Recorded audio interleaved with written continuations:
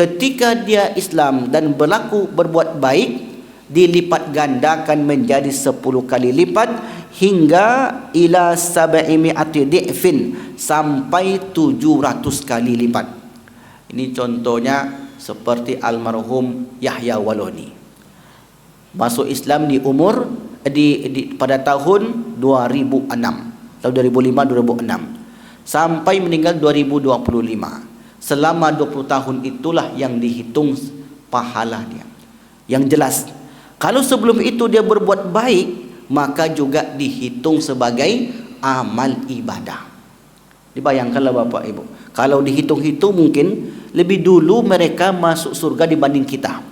Sebab yang dihitung sedikit sebagai dosa, pahalanya banyak. Pahala sebelum Muslim dia dihitung. Kemudian kalau ada dosa selama masuk Islam, dihitunglah selama 20 tahun itu saja. Kalau ada. Kalau tidak ada, berarti hanya kebaikan-kebaikan yang dia dapat di akhirat kelak. Jadi sesungguhnya orang-orang yang semacam itu beruntung. Alamin. Khalaqal mauta wal hayata liyabluwakum ayyukum ahsanu amala. Alhamdulillahilladzi ahyana ba'dama amatana wa ilaihin nusyur. Asyhadu an la ilaha illallah wahdahu la syarikalah wa asyhadu anna Muhammadan abduhu wa rasuluhu la nabiyya ba'dah. Allahumma salli ala Sayyidina Muhammad wa ala ali Sayyidina Muhammad. Kaum muslimin, Bapak Ibu hadirin hadirat yang dimuliakan Allah, pagi ini kembali kita untuk melanjutkan kajian ilmu, yaitu tentang perjalanan hidup manusia setelah meninggalkan kehidupan dunia.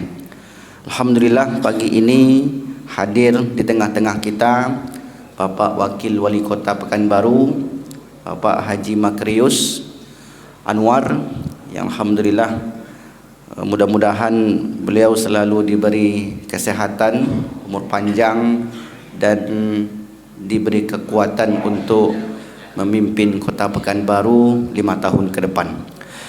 Dan juga kepada hadirin hadirat semua yang hadir di masjid pada pagi ini, mudah-mudahan mendapatkan keberkahan Allah Subhanahu wa taala. Amin ya rabbal alamin.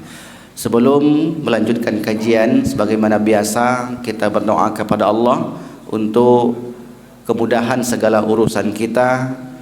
Bagi yang sakit diangkat penyakitnya, dan orang tua kita yang sudah meninggal diampunkan serta dilapangkan alam kuburnya. A'udzubillahi minasyaitonirrajim. Bismillahirrahmanirrahim. Alhamdulillahirabbil alamin. Assalatu wassalamu ala asyrafil anbiya'i wal mursalin wa ala alihi wa ashabihi rasulillahi ajmain. Allahumma anzil sakinata wal barakata was salamata ala hazihil jamaah. Allahumma rfa' mardana, Allahumma shfihim shifaan la yughadiru ba'dahu saqaman ya arhamar rahimin. Allahumma fir lahum warhamhum wa'afihim wa'fu anhum wa akrib nuzulahum wa wasi' madkhalahum waj'al jannata maswahum ya arhamar rahimin. Rabbana atina fid dunya hasanah wa fil akhirati hasanah wa qina adzabannar. Alhamdulillahirabbil alamin. Kaum muslimin, Bapak Ibu hadirin hadirat yang dimuliakan Allah, pembahasan kita tentang al-yaumu al-akhir, kehidupan hari akhirat. Sebagaimana yang telah kita sampaikan, kehidupan manusia di sana ada orang-orang yang termasuk ke dalam kelompok berbahagia, al-muflihun, yaitu mereka yang mendapatkan naungan Allah Subhanahu wa taala. Kita sudah jelaskan panjang lebar, lebih kurang 14 amalan untuk mendapatkan naungan tersebut. Lalu sebelah kiri, tadi sebelah kanannya orang-orang yang beriman beramal mendapatkan kebahagiaan, as-suada atau al-muflihun, sementara sebelah kirinya ada pula yang disebut al-ashqiya, pakai sya, al-ashqiya, syakiyun, orang-orang yang hidupnya sengsara. Mengapa? Karena di dunia tidak mengumpulkan amal ibadah. Sebab standar ataupun barometer ukuran kebahagiaan di akhirat tidaklah ditentukan oleh kedudukan seperti di dunia. Harta benda, pangkat jabatan, nama yang populer, bukan itu. Itu ukuran di dunia. Ukuran di akhirat beda. Karena nanti ada satu momen, satu fase yang akan kita lalui yang dinamai dengan Yaumul Mizan, hari pertimbangan, yaitu semua amal ditimbang. Jadi neracanya adalah ketika itu amal ibadah. Nah, itu terjadi setelah hari pemeriksaan. Dan kita belum sampai ke hari pemeriksaan. Kita masih menjelaskan tentang hari perkumpulan. Perkumpulan itu bahasa Arabnya mahsyar. Jadi ada perkumpulan, dikumpulkan dulu. Setelah dikumpul baru kemudian diperiksa. Setelah diperiksa, ada sebagian yang ditimbang amalnya, ada yang diperiksa, dihitung begitu saja. Dan ada yang nanti masuk surga itu tanpa hisab, tanpa pemeriksaan. Jumlahnya 4,9 miliar. Pernah dengar jumlah itu? Selama ini yang selalu disampaikan masuk surga tanpa hisab 70.000. Itu pernah dengar? Sering. Setiap 70.000 itu membawa satu orang. Jadi 70.000, setiap satu orang dari 70.000 itu membawa satu kawannya. Berarti 70.000 kali 70.000, 7 kali 7, 49. Tambah nolnya, berapa nolnya tuh? 70.000 nolnya berapa? 5. 5 tambah 5, 10 nolnya. Berarti 49 tambah 0, 10. Berapa totalnya? 4,9 atau 49 miliar? 4,9 miliar. Itulah jumlah masuk surga tanpa hisab berdasarkan hadis Nabi. Nah, itu nanti namanya Yaumul Mizan. Setelah itu baru kemudian setiap orang akan menerima catatan-catatan amal yang disebut dengan suhuf. Jadi fase-fase itu tidak bertentangan satu dengan yang lain. Dan jangan sampai kita salah dalam menempatkan. Karena ada fase alam barzakh, itu fase tersendiri. Ada fase hari berbangkit, itu fase tersendiri. Setelah dibangkitkan, dikumpulkan baru diperiksa. Nah, ada kelompok yang ketiga. Mereka ini hidup sama seperti kita, tetapi mereka tidak memiliki dosa dan tidak pula memiliki pahala. Mereka ini juga termasuk ahlul jannah. Mereka itu termasuk orang-orang yang menjadi penghuni syurga. Ada 3 kelompok. Ibu-ibu masih ingat yang mencatat? Yang pertama, orang yang hidup di antara 2 utusan Nabi. Namanya ahlul fatrah. Itu sebagaimana yang Allah ceritakan di Quran surat yang ke-6, Al-An'am ayat yang ke-19. Yaitu mendatangkan kepada mereka itu ja'akum rasulun al-fatrah, masa-masa kekosongan Nabi. Nah, al-fatrah ini di konteks sekarang ada atau tidak? Ada. Mereka ini tidak mendengarkan dakwah. Artinya dakwah itu tidak sampai ke telinga mereka. Itu disebut juga ahlul fatrah, konteks terkini. Kalau ahlul fatrah dahulu, antara Nabi Isa dengan Nabi Muhammad lebih kurang 6 abad, 556 tahun, lebih kurang 6 abad. Tidak ada Nabi dan Rasul yang diutus. Ketika mereka menyimpang, maka mereka tidak termasuk orang-orang yang dibebankan syariat. Termasuklah di situ ayah dan ibu Nabi Muhammad sallallahu alaihi wasallam. Lalu kemudian ada yang bertanya ke saya, lalu bagaimana dengan ayah Nabi Ibrahim, Ustaz? Wa idz qala Ibrahimu li abihi Azar. Dan ingatlah ketika Ibrahim berkata kepada ayahnya Azar. Azar itu siapa?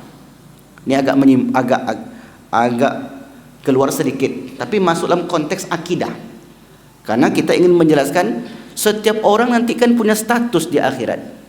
Terkadang begini Bapak Ibu, ketika kita berjalan di luar, ada orang gila, ada orang stres, ada orang sehat. Itu semua manusia. Dan sama nanti keadaan di akhirat. Yang membedakan adalah apakah dia sehat akal pikirannya atau tidak. Kalau sehat akal pikirannya, mereka terbebani syariat. Ketika mereka melanggar, berdosa. Dosa kalau tidak bertobat, mendapat ancaman di akhirat. Ketika dia berbuat baik, pahala. Pahala implikasinya di akhirat mendapatkan kenikmatan. Ada orang yang tidak seperti itu. Maka mereka yang tidak gila, tidak sebagai tadi, maka mereka termasuk ahlul fatrah, yang mereka tidak sampai dakwah al-fatrah, konteks terkini. Maka orang tua Nabi Muhammad dan ibunya termasuk al-fatrah, selamat berada di surga. Adapun ayah Nabi Ibrahim alaihissalam, wa idz qala Ibrahim li abihi Azar, seperti yang dikutip oleh Imam Fakhruddin Ar-Razi dalam kitab Al-Kabir.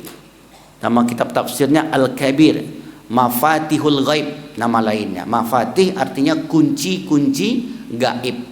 Di kitab ini luar biasa, kitab tafsir tapi bercorak filsafat dan ilmu kalam. Jadi kalau orang yang belajar filsafat, maka cocok untuk membaca kitab ini, karena memang di situ beliau paparkan pendapat-pendapat para ulama yang merangsang akal pikiran kita untuk bekerja keras, menganalisa. Itu orang-orang filsafat pasti arahnya ke sana. Orang-orang yang mengkaji ilmu kalam. Apa pula ilmu kalam ni Ustaz? Ilmu kalam itu nama lain daripada ilmu akidah. Jadi kalau nanti Bapak Ibu dengar, ada di situ ada kajian akidah, di situ ada kajian tauhid. Apa bedanya? Sama-sama membahas Allah Subhanahu wa taala. Tetapi banyak orang menamainya ilmu akidah dibanding ilmu tauhid. Meskipun ilmu tauhid juga disebut ilmu akidah.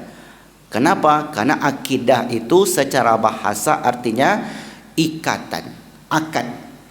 Ikatan antara seorang hamba dengan Allah Subhanahu wa taala. Nah, disebut dalam kitab itu bahwasanya Azar bukanlah ayah Nabi Ibrahim. Nah, tetapi paman. Ini satu pendapat. Pendapat yang lain mengatakan nama lain daripada Azar itu adalah Tarikh atau Taroh. Begitu disebutkan oleh Syekh Safiur Rahman Al-Mubarakfuri dalam kitab Ar-Rahiq Al-Makhtum. Itu kitab sejarah Nabi yang paling lengkap, tipis tapi lengkap. Tipisnya berapa? 670 halaman. Itulah tipisnya. Tetapi Bapak Ibu, itu sebut saya tipis karena mencakup semua perjalanan hidup Nabi sebelum lahir sampai meninggal. Semuanya tercover di situ. Jadi kalau ibu-ibu beli buku itu, jangan sampai salah beli buku sirah, karena orang-orang Syiah juga ada buku sirah. Saya tahun 2002 yang lalu, begitu dapat gaji dari MDA, saya ngajar MDA dulu, dapat gaji waktu itu 200.000, sebelilah buku sirah itu, harganya 80.000 tahun 2002 di Gramedia. Penulisnya Ja'far Subhani. Saya baca di situ banyak mengungkap tentang Imperium Persia, Iran sekarang ini kan kalau dikaji ke induknya Persia itu dulu yang menggagasnya adalah yang menjadi sebuah keyakinan hari ini atau kelompok besar yang disebut dengan Syiah, itu penggagasnya Abdullah bin Sabah. Siapa Abdullah bin Sabah itu? Abdullah bin Sabah itu seorang Yahudi yang menyamar menjadi seorang Muslim untuk merusak keyakinan umat Islam. Mungkin Bapak Ibu ketika saya sebut Yahudi dan Iran, yang terbayang adu roket. Kan itu yang populer sekarang nih kan. Nah, mengapa bisa terjadi demikian? Ya, memperebutkan kekuasaan. Nah, itu nanti ceritanya tentang politik lah. Tapi yang jelas pendirinya adalah Abdullah bin Sabah yang kemudian membuatkan keyakinan sampailah hari ini. Jadi bukunya berjudul tentang Sirah Nabawiyah. Penulisnya Ja'far Subhani, ulama besar Iran. Di situ banyak mengkaji tentang sahabat yang cenderung kepada pemikiran mereka, dan banyak juga yang mengkaji tentang Aisyah yang dianggap masuk neraka. Itulah Iran tadi. Itulah Syiah Imam 12. Jadi kalau kajian Syiah ini Bapak Ibu tak bisa sekali pertemuan, 2 tahun tak selesai. Kalau ada nanti ustaz yang bisa mengkaji secara khusus, karena Syiah itu variannya banyak sekali. Mereka itu kalau face to face, apple to apple, kalau kita bandingkan dengan Ahlus Sunnah wal Jamaah, berimbang Pak. Berimbang dari segi keilmuan. Kalau teknologi mereka lebih menang. Karena Iran ini pemikirannya kuat, mereka mengkaji filsafat itu kuat. Makanya Said Hussein Nasr itu seorang Iran, tapi kemudian pemikiran dipakai di dunia karena berpikir keras. Mereka punya tafsir, kita punya tafsir. Mereka punya hadis, kita punya hadis. Mereka punya kitab sejarah, kita punya kitab sejarah. Mereka punya kitab etika, adab moral, kita punya. Semua yang ada dalam Ahlus Sunnah wal Jamaah itu ada pada tubuh Syiah tersebut. Jadi mereka itu punya kitab tafsir, punya hadis, punya fikih, punya sejarah, punya filsafat, punya ilmu logika, semua yang mereka punya. Nah, kok jauh kali perginya ya? Kemana tadi? Kadang asik pula menceritakannya sekarang ini. Nah, buku, masalah buku tadi. Jadi ketika kita membeli buku, mesti periksa juga. Ada lagi buku fikih 5 mazhab. Itu termasuk fikih Syiah juga di situ, yaitu fikih Ja'far. Fikih Ja'far. Jadi ada 5. Makanya ketika kita beli buku memang harus paham juga, harus berhati-hati. Jadi kemudian kita balik ke kaji tadi, Azar itu adalah pamannya Nabi Ibrahim alaihissalam. Nah, ada yang mengatakan nama ayah Nabi Ibrahim itu Tarikh atau Taroh. Begitu disebutkan oleh Syekh Safiur Rahman Al-Mubarakfuri dalam kitab Sirah Nabawiyahnya. Itu terjemahan. Nah, jadi menurut Imam Fakhruddin Ar-Razi, Azar di situ adalah paman. Karena orang Arab ketika menyebut paman itu disebut bapak. Misalnya ketika Allah katakan di Quran surat ketika Allah menyebutkan na'budu ilahaka wa ilaha abaika Ibrahima wa Ismaila wa Ishaqa ilahan wahida, yaitu sembahlah Tuhan bapakmu dan Tuhan bapakmu, maksudnya datuknya, pamannya, maka disebut juga dalam bahasa Arab itu bapak. Jadi ayah Nabi Ibrahim itu oleh para ulama Ahlus Sunnah wal Jamaah adalah seorang yang beriman, sementara pamannya sebagai pembuat patung asnam tidak beriman kepada Allah Subhanahu wa taala. Ini pendapat yang dapat kita ambil.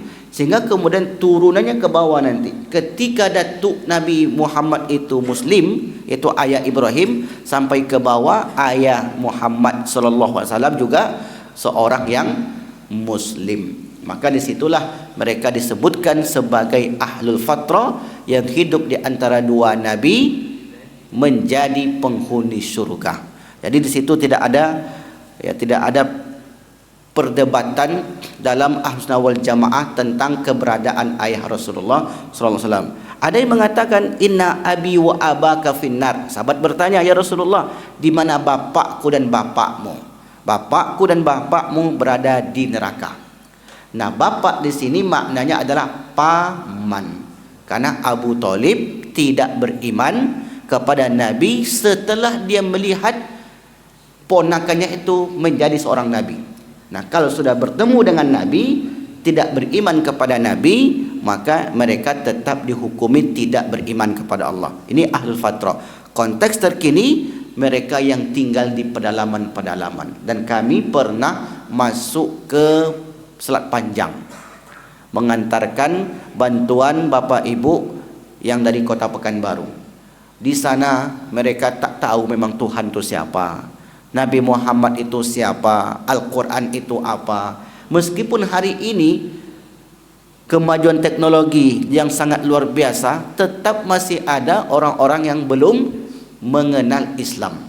Nah, andailah banyak yang seperti itu, mereka selamat. Jelas di sini Bapak Ibu, ahlul fatrah, mereka selamat.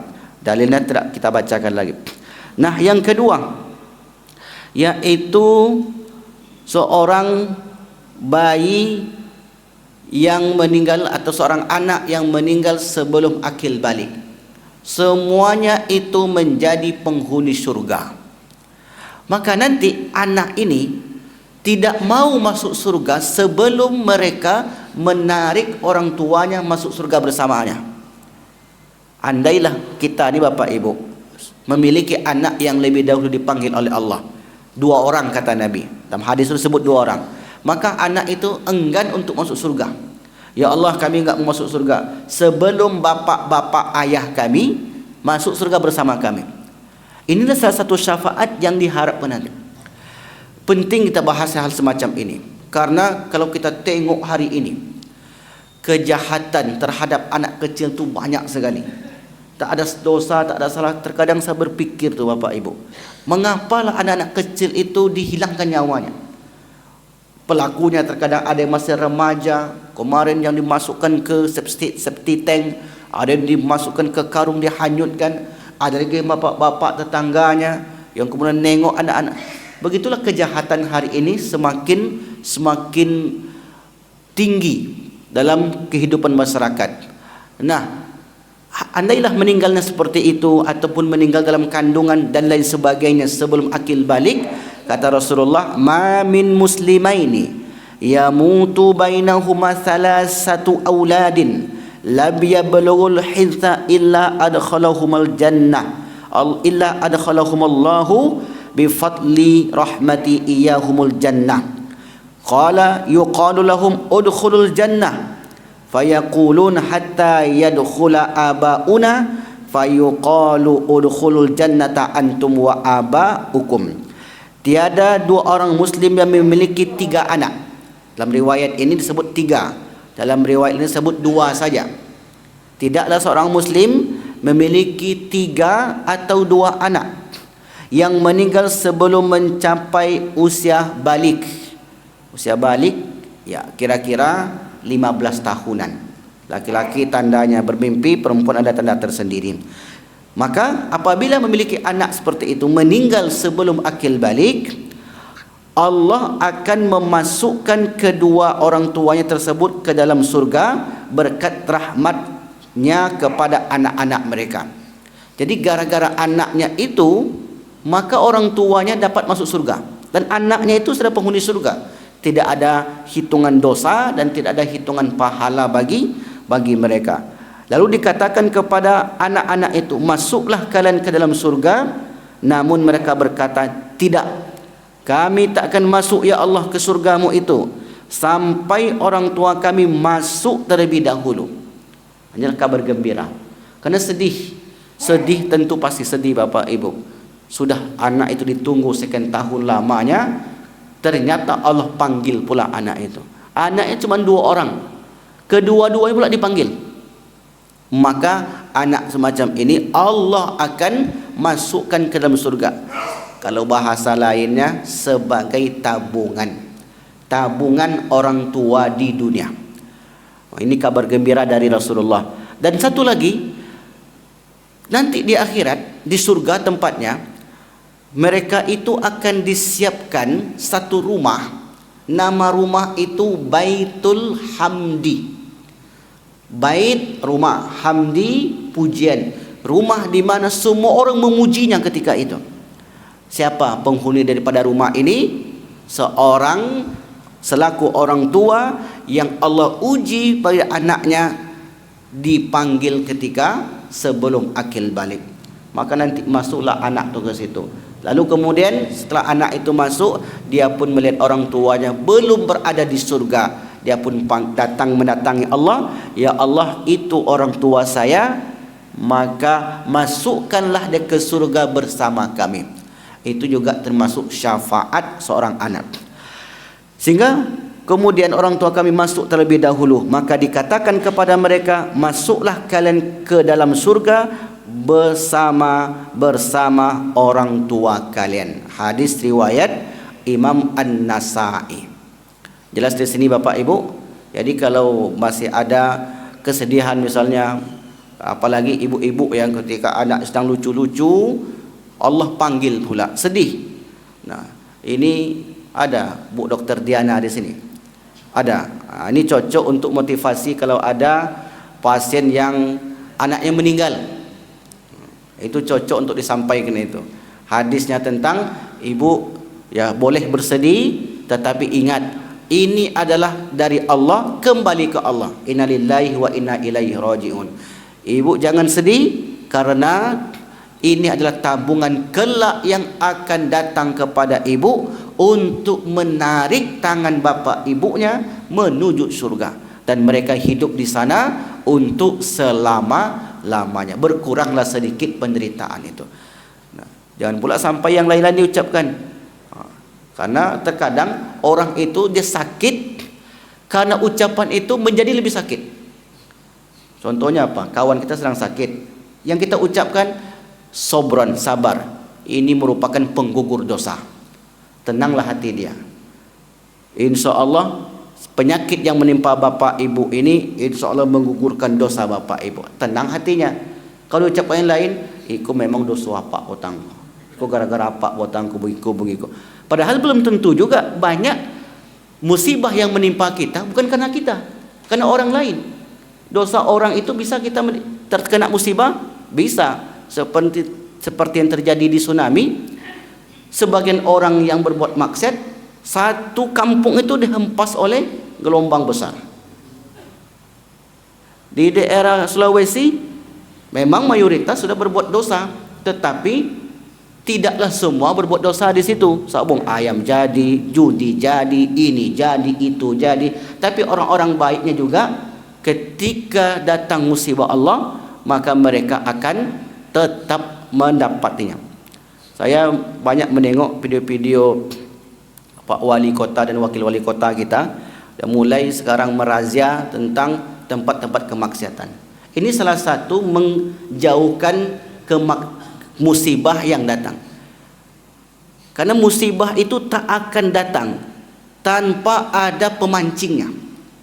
Pemancingnya itu adalah perbuatan dosa. Kalau orang itu tidak berdosa, maka tak mungkin Allah memberikan azab begitu saja. Pasti penyebabnya karena dosa itu. Sehari belum, 2 hari belum, sebulan, 2 bulan, setahun, 2 tahun. Tapi kalau sudah menumpuk, maka tidak menutup kemungkinan musibah Allah itu akan datang kepada suatu negeri. Walau anna ahlal qura amanu wattaqau la fatahna alaihi barakatim minas sama'i wal ard.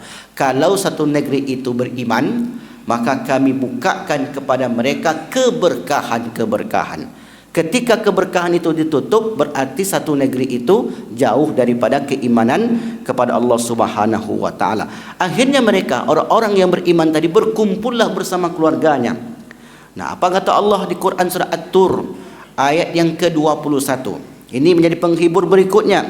Walladzina amanu, orang-orang beriman, wattaba'athum dzurriyyatuhum, diikuti oleh anak cucu mereka. Karena meninggal sebelum akil balik pasti beriman. Alhaqna bihim, kami pertemukan mereka. Apa makna pertemukan mereka? Kami kumpulkan mereka bersama ahli keluarganya. Ini konsep yang luar biasa Bapak Ibu. Apa konsepnya Ustaz? Orang beriman itu kebersamaannya bukan saja di dunia. Inilah konsepnya nih. Kebersamaan ayah, ibu, emak, anak, datuk, cucu, cicit, bukan di dunia saja mereka bersama. Ketika mereka meninggal, terpisah sementara waktu. Nanti menyusul pula ayahnya, maknya, maka mereka akan dikumpulkan di barzah bersama-sama, di padang mahsyar terpisah sementara waktu, di surga kemudian bersama-sama lagi. Ini ayatnya Pak. Jadi jumpa kita dengan datuk-datuk kita nanti, berdasarkan ayat ini kita ikuti jalan mereka, kita akan berjumpa kembali. Bayangkanlah kalau ada kawan kita saja sudah 20 tahun kita berpisah. Dulu sama-sama kuliah di UGM, tapi ijazahnya asli Pak. Ini contohnya, sama-sama kuliah asli di situ, terdaftar di UGM kuliahnya.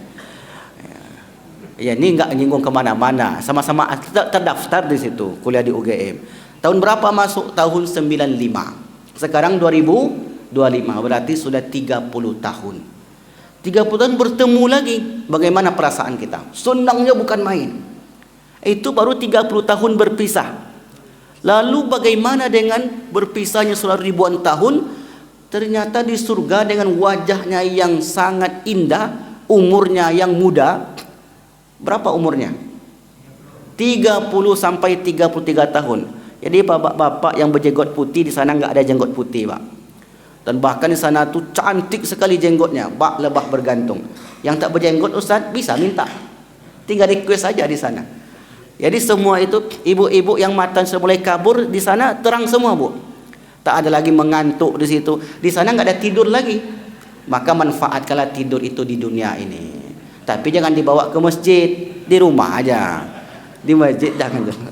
Sampai di sana. Dan begitulah keadaan, dikumpulkanlah mereka tanpa satu pun kekurangan. Apa kata Allah? Wa ma alasnahum min amalihim min syai'. Kullu mri'in bima kasaba rahin. Tak satu pun apa yang mereka perbuat di dunia kecuali akan mereka dapatkan. Setiap orang memanen amalnya masing-masing. Nah, sampai pada situ. Lalu kalau anaknya non-muslim bagaimana? Lahir dari orang non-muslim, tetap masuk surga. Kalau status ayahnya ya tidak beriman, misalnya mulhid, murtad misalnya, ateis, tetap, karena anak itu kullu mauludin yuladu alal fitrah. Fitrah namanya. Setiap anak itu lahir fitrah. Mohon maaf sekali. Banyak orang bilang, mohon maaf ya Pak Ibu, bahasanya mungkin agak kurang bagus, anak haram katanya. Enggak ada yang begitu tuh Bapak Ibu. Dan sampai ada yang mengatakan lagi hal semacam itu. Bahkan kalau dulu orang tua itu melakukan perbuatan haram tersebut, lalu kemudian dia bertaubat, itu pun dihapuskan Allah. Makanya tidak boleh mengungkit masa lalu. Contoh dalam kehidupan sehari-hari, ini masuk sedikit bab fikih. Kalau dulu ketika dia muda-muda, mohon maaf lah, MBA misalnya kan, anak itu lahir, ketika akan menikahkan, boleh enggak diungkap itu? Ini anak ni dulu bukan anak dia ni. Tak boleh. Mesti ditutupi. Karena kalau dibuka nanti akan mengakibatkan kerusakan yang besar.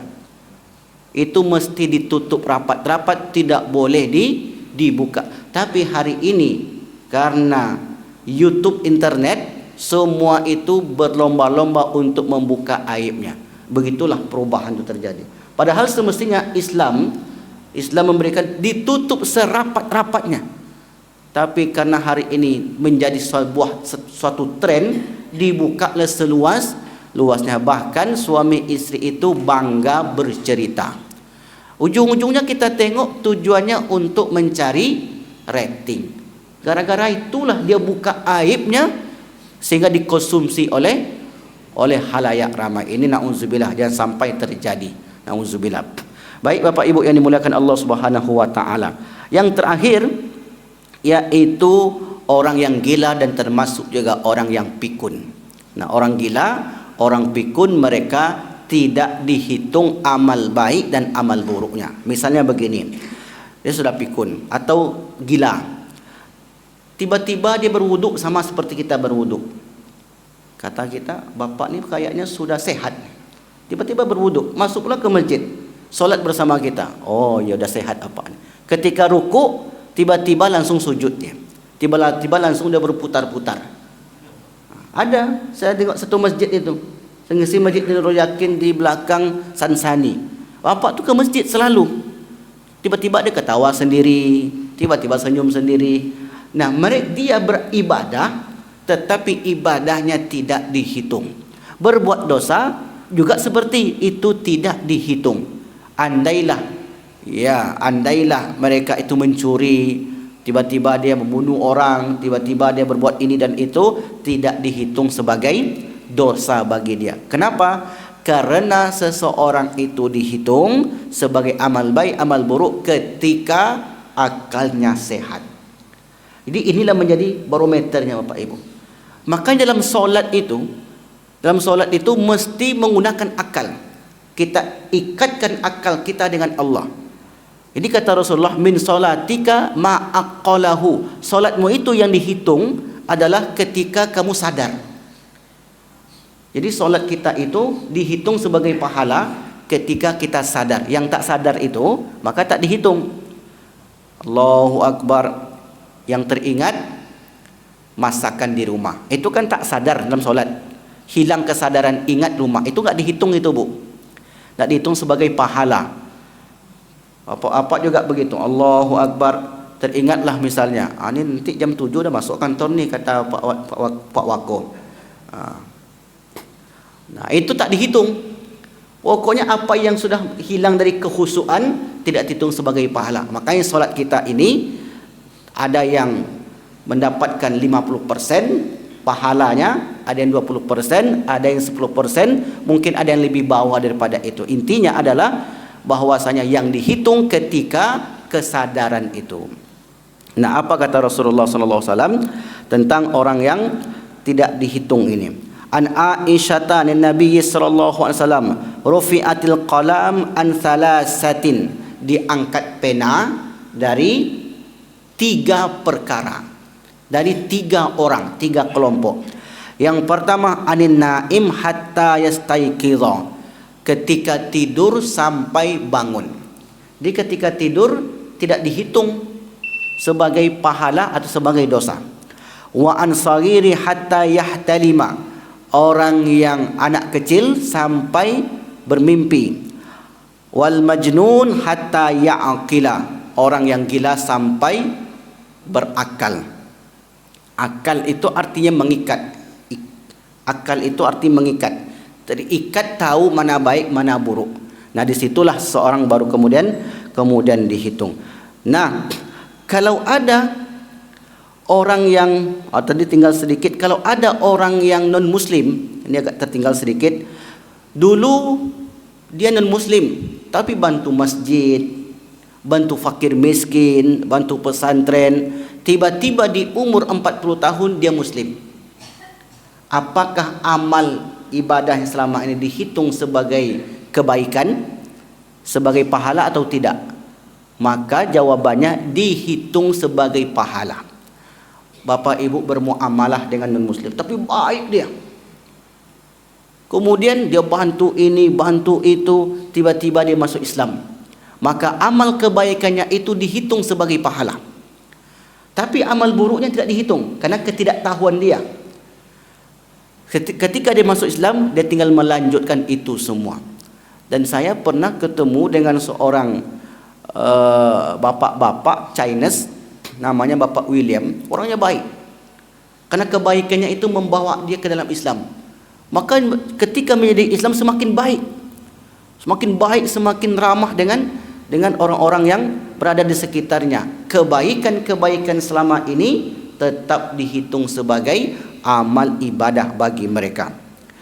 Rasulullah bersabda, "Idza aslamal kafiru", apabila seorang muslim itu, seorang kafir itu muslim, Islam, fahasuna islamuhu, kemudian Islamnya menjadi baik, kataballahu ta'ala kulla hasanatin, maka kemudian Allah menuliskan untuknya setiap kebaikan yang telah dia lakukan. Wa maha anhu kulla sayyi'atin, dan menghapus darinya semua keburukan yang telah dia lakukan. Wa kana amaluhu ba'dahul hasanati bi asyri amsalihha, ketika dia Islam dan berbuat baik, dilipat gandakan menjadi 10 kali lipat, hingga ila sab'imi'ati di'fin, sampai 700 kali lipat. Ini contohnya seperti almarhum Yahya Waloni.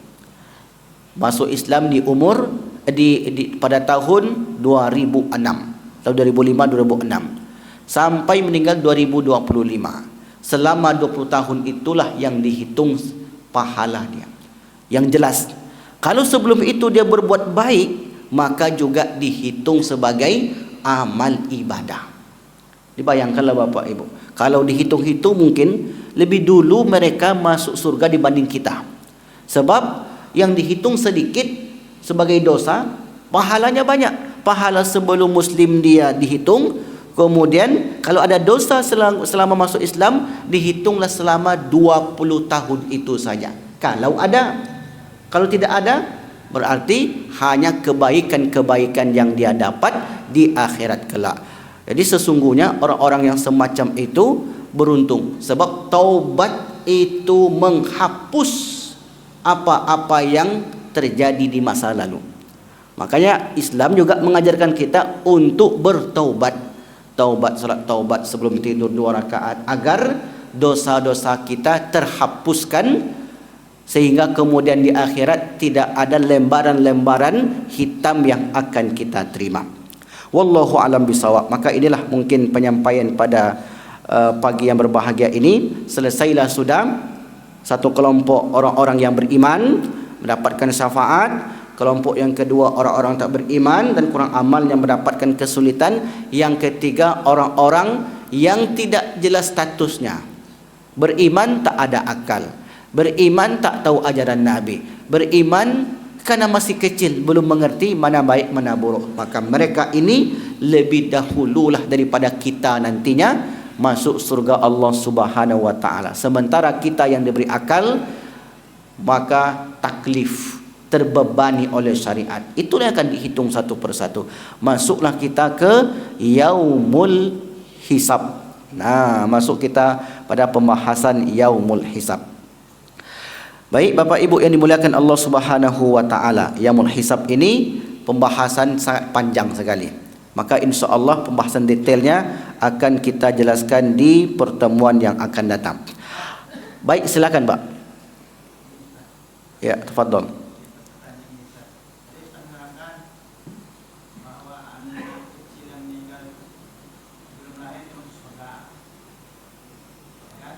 Ya. Bagaimana pada zaman sekarang ini kita biasakan pada zaman sekarang ini ada orang kafir. Ya. Berzina lah gitu. Ya. Lalu dia hamil. Ya. Nah, setelah itu dia menggugurkan aborsi lah maksudnya. Ya. Nah, sementara statusnya anak itu masuk surga akan menarik orang tuanya. Ya. Coba bagaimana ini Ustaz? Mohon penjelasan Ustaz. Baik. Ya. Dia non muslim, kemudian hamillah. Dia tak ingin kehadiran anak itu ke dunia ini. Akhirnya kemudian mengambil jalan yang tak disukai oleh manusia pada umumnya, aborsi. Anak itu tetap disebut sebagai fitrah setelah berumur 120 hari. Kenapa umur itu? Karena ketika ibu-ibu hamil di umur 120 hari ditiuplah ruh kepada anak itu. Kalau sebelum itu belum ada, baru berbentuk 40. Inna yajma'u khalqu fi batni ubbihi arba'ina yauman. 40 hari pertama berupa nutfah air, summa yakunu alaqatan misla zalika. 40 hari berikutnya berupa darah yang menggantung di dinding rahim. Terkadang dia jatuh, terkadang dia tidak jatuh. Tergantunglah kondisi tubuh seorang ibu tersebut. Kalau fisiknya kuat, maka kokohlah dia. Kalau fisiknya lemah, maka mudahlah jatuh. Kemudian summa yakunu mudghatan misla dzalika. Setelah itu embrio tumbuh menjadi besar, jadilah satu tubuh yang utuh. Persis berumur 120 hari. Fa idza sawaituhu wa nafakhtu min ruhi. Setelah sempurna ciptaan itu, aku tiupkan ruh ciptaanku. Maka menyatulah antara jasad janin, tubuh janin yang mungil itu dengan ruh. Di situ sudah diberi nyawa. Karena sudah terikat perjanjian. Kalau dilakukan sesudah itu, maka ini sudah jatuhnya membunuh. Membunuh yang sudah bernyawa. Meskipun sebelum itu sudah hidup juga, tapi hidupnya tidak bernyawa. Karena ketika janin itu belum diberi nyawa di umur 120 hari tetap hidup. Tapi kehidupannya belum terhitung sebagai makhluk jasad dan ruh. Jasad saja. Kan jasad kan bisa hidup juga. Batu kan hidup meskipun tak ada ruhnya. Dia tak mesti yang hidup itu ada ruh. Kayu hidup tapi tak ada ruhnya. Jelas di sini, Pak? Nah, kalau mereka melakukannya setelah berumur 120 hari, maka termasuklah jatuhnya membunuh. Apa balasan orang yang membunuh dengan sengaja? Wa may yaqtul muta'ammidan fajaza'uhu jahannam. Siapa yang membunuh dengan sengaja, maka balasannya neraka jahanam. Itu pun tidak mutlak, tidak finish. Kenapa? Andai dia muslim di kemudian hari, kan tak tahu kita. Hari ini dia sebagai pembunuh karena kejahilan dia. Suatu saat dia taubatan nasuha, maka ini tidak berlaku lagi. Karena ini maksud ayat tadi, wa may yaqtul muta'ammidan, siapa membunuh dengan sengaja lalu kemudian meninggalnya dalam keadaan melakukan dosa itu. Apa contohnya? Dia bunuh orang, habis itu kabur, dikejar sama polisi, enggak mau nyerah, ditembak, mati. Berarti mati dalam keadaan membunuh. Nah, yang semacam ini berada di neraka jahanam, kekal di dalamnya. Wa may yaqtul muta'ammidan fajaza'u jahannam, balasannya neraka jahanam. Tetapi kalau dia bertaubat, misalnya bapa, ibu, suami istrinya atau belum menikah, kemudian lahir anak, tak ingin anak itu lahir ke dunia, dihabisilah dosa ketika itu. Lalu kemudian dia tak bertobat, maka dia terus membawa dosa sampai mati. Kalau dia bertobat, apa yang bisa menghalangi dari tobat itu? Tidak ada. Semuanya akan dihapuskan kecuali apa pengecualiannya? Hutang. Kalau hutang tak bisa. Hutang arisan misalnya, itu tak lunas dia, Bu, tetap dilunasin. Tapi kalau hutang di bank Kapri Syariah, lunas, Pak. Begitu pula akadnya, tergantung akad tadi. Mau beli rumah harga 800 juta. Apa akadnya? Kalau meninggal lunas, kata orang bank Berkah Syariah.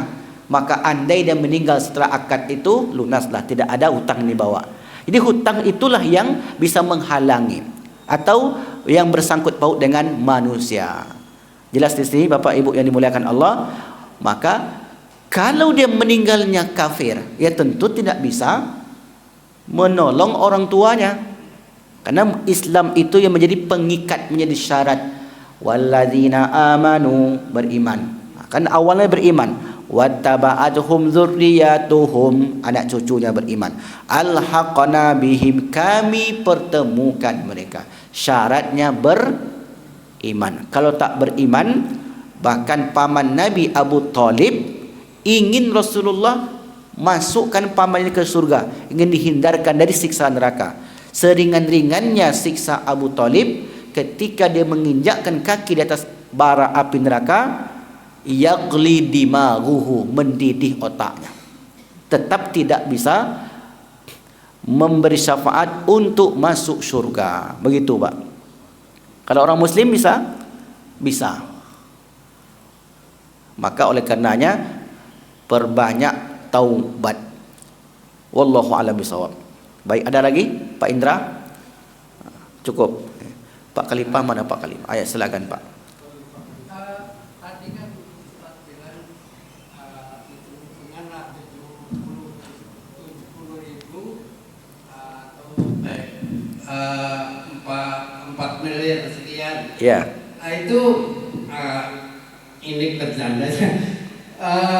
Kuotanya bisa bertambah nggak? Karena nggak kemungkinan dari Nabi Adam sampai sekarang ini lebih dari 4 miliar. Betul, ya, betul. Masya Allah. Bisa ditambah kuotanya, hitung-hitungan. Ya, macam kuota kurban juga lah. Ya, itu betul. Pertanyaan itu menarik itu. 70.000 kali 70.000, 4,9. Itu yang terdapat dalam satu hadis. Iya, Pak. Satu hadis itu, yadkhulunal jannata sab'una alfan bighairi hisab. Masuk surga 70.000 tanpa hisab.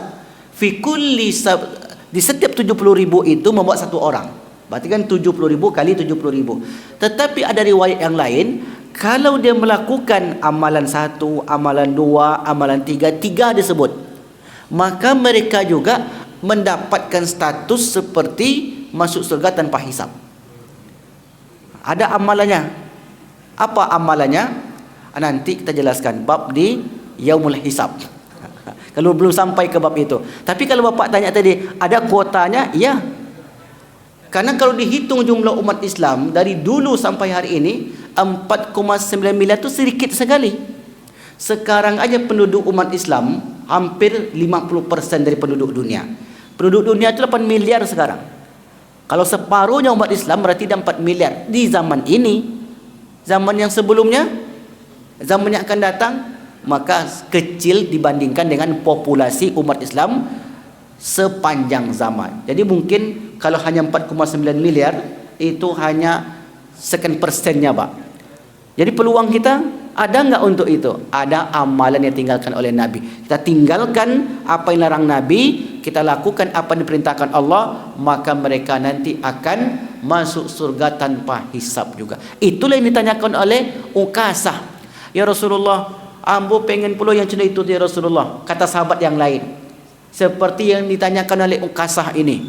Kata Rasulullah, pertanyaanmu itu setelah didahului oleh Ukasah.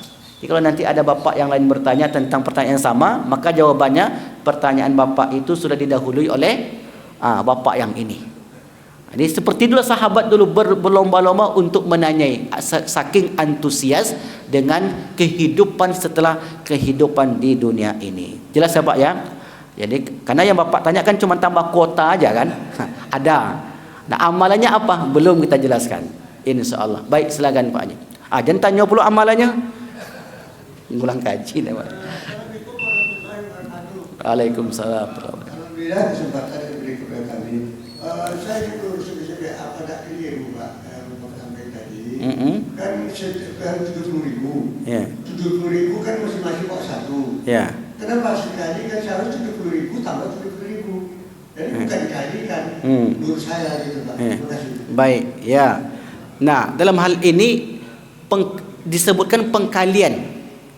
Nah, jadi 70.000 kali 70.000.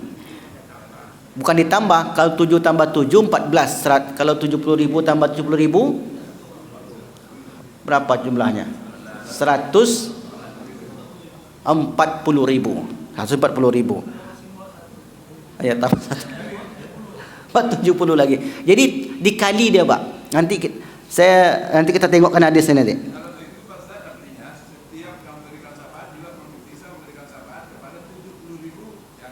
Ya, jadi gini, satu orang, tadi mungkin salah hitung saya mungkin, satu orang yang dari 70.000 itu, satu orang membawa 70.000.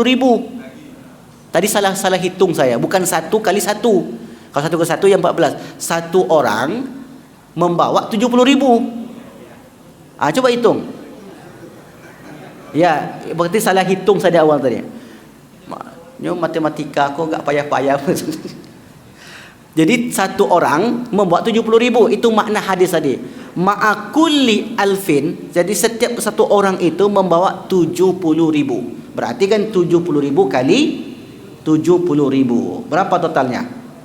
4,9 miliar. Tapi kuotanya sampai di situ aja atau ada lebihnya? Ada lebihnya. InsyaAllah kita jelaskan nanti. Baik. Setelah ini kita akan jelaskan dahulu tentang telaga Nabi. Karena di padang mahsyar itu panas. Kita ingin minum dari telaga Nabi, bukan telaga Al-Kautsar. Kalau Al-Kautsar letaknya di surga. Kita belum di surga, kita masih di padang mahsyar. Jadi nanti ada satu telaga Nabi namanya Al-Haud. Pernah dengar? Al-Haud. Itu telaga Al-Haud itu Bapak Ibu luar biasa. Dapat kita minum sekali, maka hilanglah haus selama-lamanya. Jadi orang kepanasan, kita tidak kepanasan. Tetapi ada orang yang mendekat ke telaga itu nantinya diusir oleh Nabi. Ada mengatakan yang mengusir malaikat. Malaikat yang mengusir. Dalam riwayat Ahmad, suhkon kata malaikat itu, pergi engkau dari sini. Nah, kenapa mereka diusir? Minggu depan. InsyaAllah. Subhanallah. A'udzubillahi minasyaitonir rajim. Bismillahirrahmanirrahim. Alhamdulillahirabbil alamin. Salatu wassalamu ala asrafil anbiya'i wal mursalin wa ala alihi wa ashabihi rasulillahi ajmain. Allahumma khtim lana wa ajalana bi husnil khatimati was sa'adah wa la takhtim alaina bi su'il khatimati was syaqawa. Allahumma ja'al akhira kalamina inna intihai ajalina minad dunya qawla la ilaha illallah. Rabbana atina fid dunya hasanah wa fil akhirati hasanah wa qina adzaban. Walhamdulillahi rabbil alamin. Subhanakallahumma bihamdika asyhadu an la ilaha illa anta astaghfiruka wa atubu ilaik. Wassalamualaikum warahmatullahi wabarakatuh.